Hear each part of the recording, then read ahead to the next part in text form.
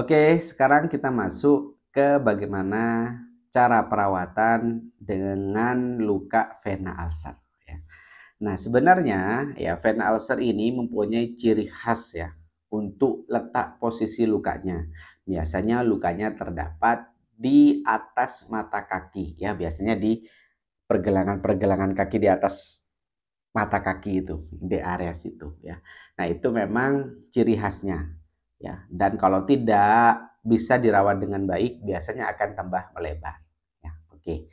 Nah, untuk cara perawatan pada luka vena ulcer ini sebenarnya sama dengan luka-luka yang lain ya. Dimulai pertama dari mencuci lukanya ya, lanjut membuang jaringan mati dan juga memilih terapi yang tepat pada luka tersebut.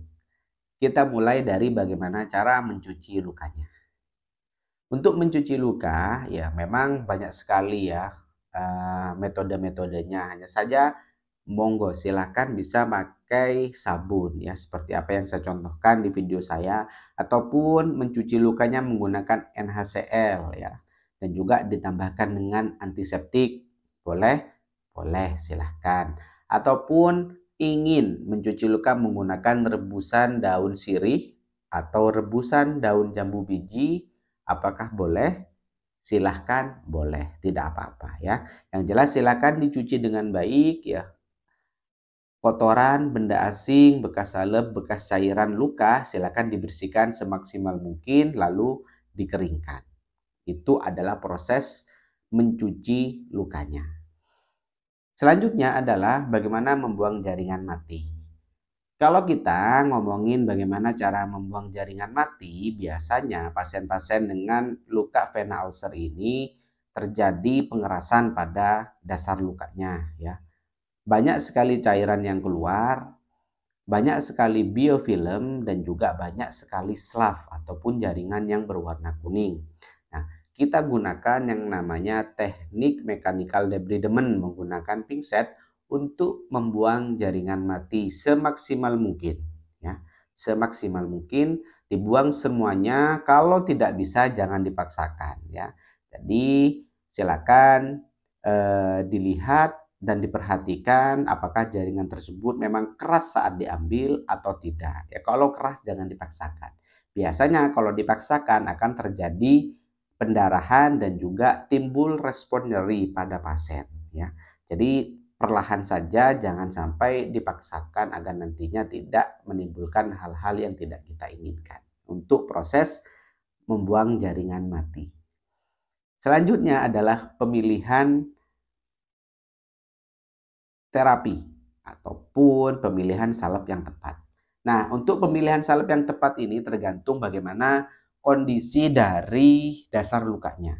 Kalau memang masih banyak slav, masih banyak jaringan mati, masih banyak yang warna hitam, boleh menggunakan iodosob dengan metcovazin ataupun menggunakan Aquacel Egi ataupun Algel Egi ya. Tapi kalau saran saya menggunakan iodosob dan juga metcovazin dan diberikan foam dressing ya. Itu kalau warna dasarnya hitam atau kuning.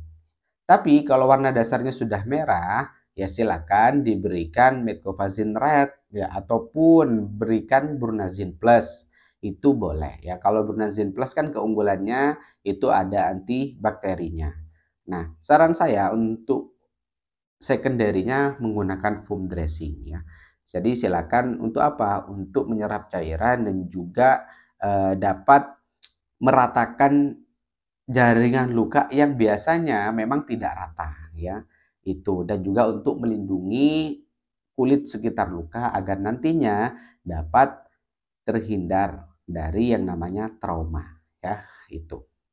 Karena luka ini memang biasanya cenderung nyeri saat dibuat berjalan ataupun kaku ya, merasa kesemutan, tidak nyaman biasanya. Itu yang terjadi pada luka-luka vena ulcer. Selanjutnya kita tutup dengan fiksasi yang baik ya secara oklusif dan adesif. Nah, di sini yang perlu kita tambahi adalah yaitu compression bandage. Nah, kompresi ini maksudnya adalah memberikan tekanan pada area kaki ya. Jadi untuk compression bandage ini ya dimulai dari bawah jari ini ya sampai nanti di bawah lutut.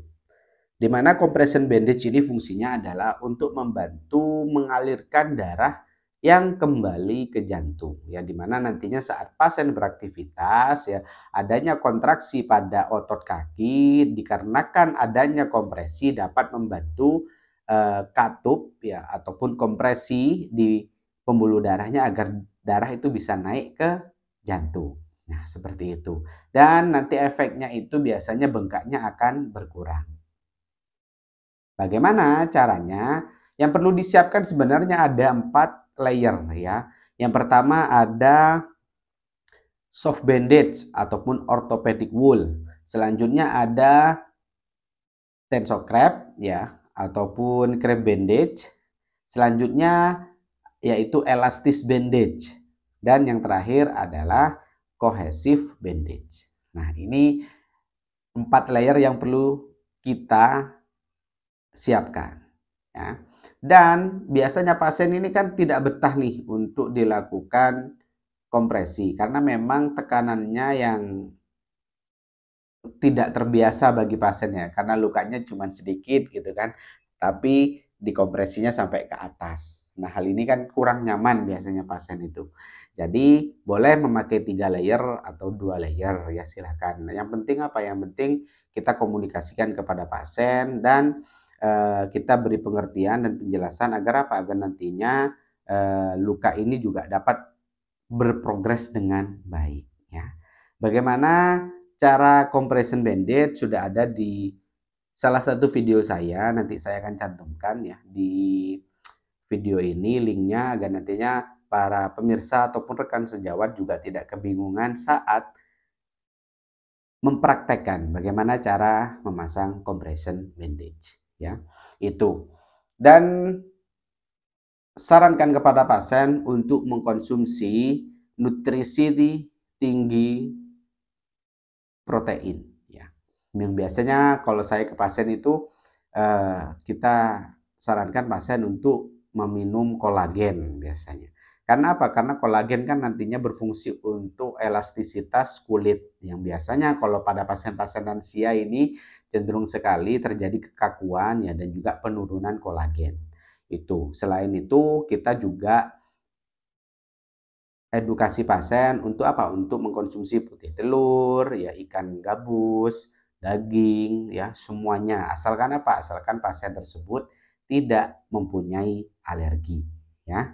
Itu dia sedikit penjelasan mengenai apa itu vena ulcer, apa tanda dan gejalanya, apa faktor resikonya, bagaimana cara perawatannya, itu. Semoga hal ini nantinya dapat juga memberikan informasi baru dan juga gambaran bagi para pemirsa sekalian yang kemarin ada yang request, Mas tolong bahas mengenai vena ulcer ya. Saya tidak bisa langsung praktek ya, tapi saya sudah membuat salah satu video mengenai compression bandage. Tapi nanti kalau diizinkan dengan pasien, saya akan membuat cara perawatan fullnya ya. Fullnya bagaimana dari mulai mencuci, dari membuang jaringan mati sampai mengaplikasikan compression bandage. Karena saya punya satu pasien yang sudah lama lukanya ya tidak sembuh, sudah beberapa tahun dan ketemu saya baru 4 bulan ini sudah saya rawat dan pasien bersedia dilakukan compression bandage dan lukanya membaik ya progresnya. Ya, usianya sudah sekitar 60 sampai 70 tahunan ya usia pasien tersebut. Nanti kalau diizinkan saya akan berikan videonya bagaimana step by step cara perawatan pada luka vena ulcer. Terima kasih kepada seluruh para pemirsa. Ini video yang cukup lama ya, hampir 20 menitan. Jadi nanti saya akan bagi menjadi 2 dan silakan tonton sampai selesai.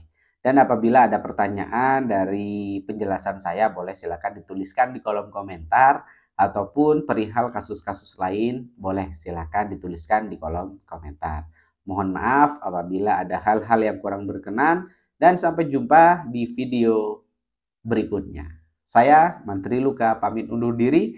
Saya akhiri. Wassalamualaikum warahmatullahi wabarakatuh. Ada luka, ingat Mantri Luka.